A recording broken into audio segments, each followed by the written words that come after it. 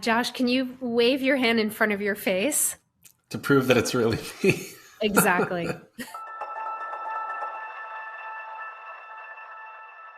Your organization, Represents Us, just published a big PSA warning Americans to be vigilant regarding what they see online. Can you tell us specifically what you did in this advert?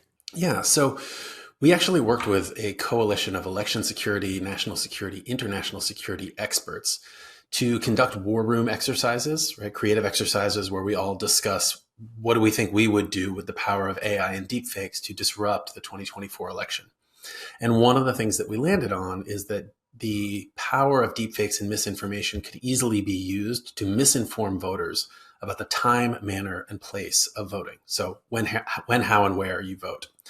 And so what we did with this campaign is we recognized that that's an area where if we just tell voters what to expect or show them what to expect, they're actually much less likely to get tricked when it comes down to the moment. And so we created this new PSA featuring a whole bunch of celebrities, lending us their likeness to demonstrate how deepfakes and AI can be used to trick you or to misinform you.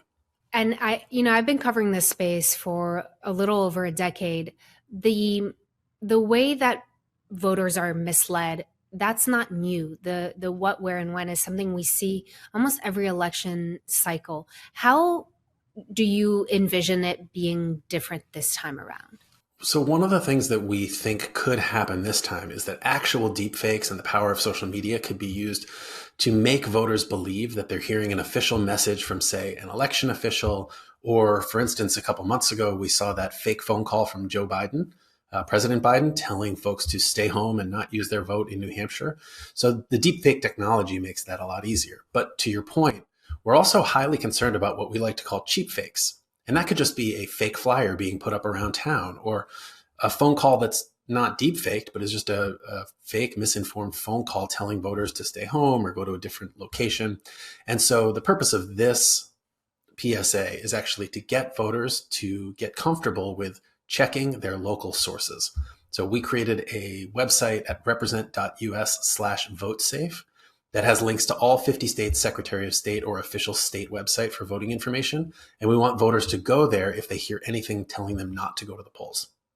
And I guess the point of the PSA was also to familiarize voters with deepfake technology.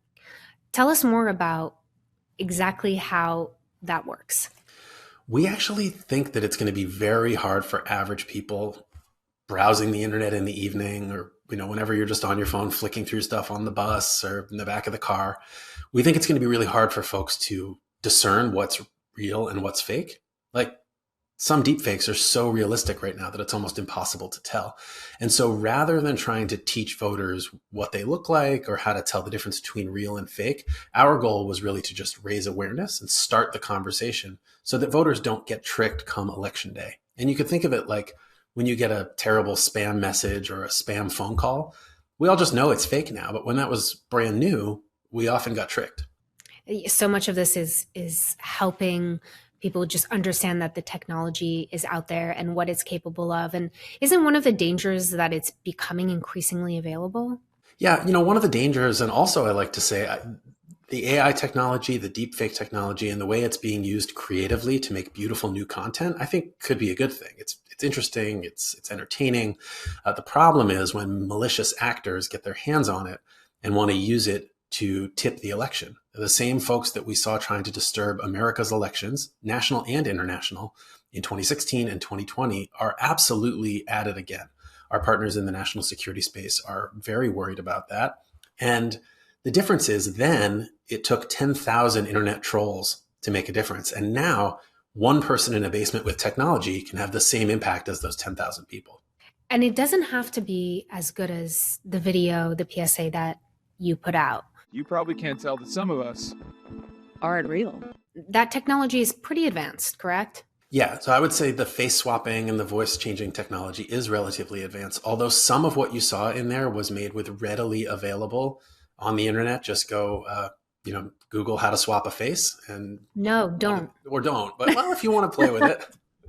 But yeah, some of it actually was made with very consumer available technology, and some of it was made with stuff that's slightly more advanced.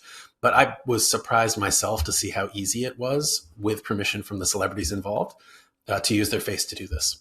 And Josh, tell us more about Represent Us. And you're not a new organization. You've been dedicated to fighting corruption in American politics for quite some years now. Tell us more about some of the goals that you have this election season. Yeah, we at Represent Us, we believe that the government should be working for the people, and that the people deserve a government that is responsive and accountable to us, rather than just a handful of billionaires and the special interests that pull the strings.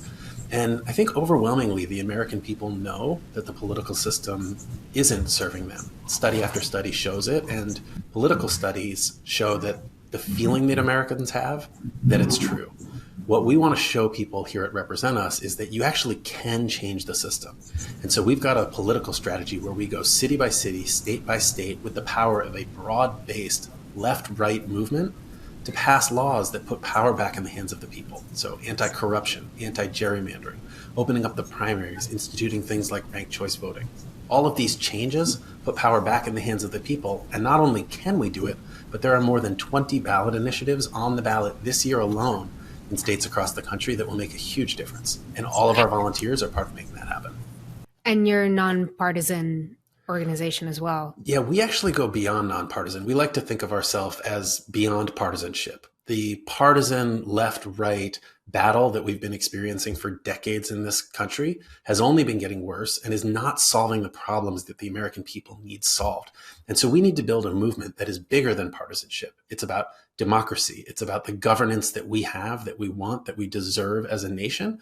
And when we reach across the aisle and put that first, we say country over party. When we do that as voters, politicians will follow us as long as we change the rules and force them to. Now, in your experience, how much of that divide, that partisanship is being amplified because of social media? There's no doubt that social media plays a huge role in the divisiveness, as does the mainstream media. But I think what often gets overlooked is that the structures of our political system itself are part of what's causing things to get so divided. So when you have 87% of races for the United States House of Representatives being decided in the primary rather than the general election, it means that all of the competition is in those primary elections where we know that more extreme voters to the left and right are the ones who vote. And when that's the system, it means that politicians only have an incentive to serve those on the far right or far left. And then they get into office and we give them power and we give them a big microphone and they tell us all of the things that they said they were going to do in the campaign. And here we are with a more and more and more divided system. And part of it is because the system itself is driving us apart. Should we be focusing on this in the media and on social media? It would be amazing if the media and social media did a whole lot more to focus on this, especially because it is this belief that we, the people, can't fix the system that I think limits us so much from being able to do it. But when you think about the founders of this country, they were 20 and 30-year-olds who had a big idea for what America could be. Sure, some of them maybe were in their 40s, but they weren't 70-year-olds. They were young people with big ideas, and nobody gave them permission to fix it. So our argument is we, the people today, can do the same thing that they did, take control of the system, rewrite the rules, put new laws in place to stop corruption, to make the government represent the people. And we can do that. Now, your last word of advice to American voters as they head to the polls. My big word of advice for Americans heading to the polls is pretty simple. You have to get out and vote. The foundation of a government that actually represents us is that we go out and make our voices heard. And so if you hear anything that is telling you to stay home or go somewhere else or don't cast your vote this time, that's the time to be skeptical and double check your sources. But what I would say is we also have to trust our elections. It's been proven time and time again by political experts, many of whom I work with, that our elections are safe and secure and the vote count is correct. So cast your vote, get out there, double check your state's website, and cast your vote.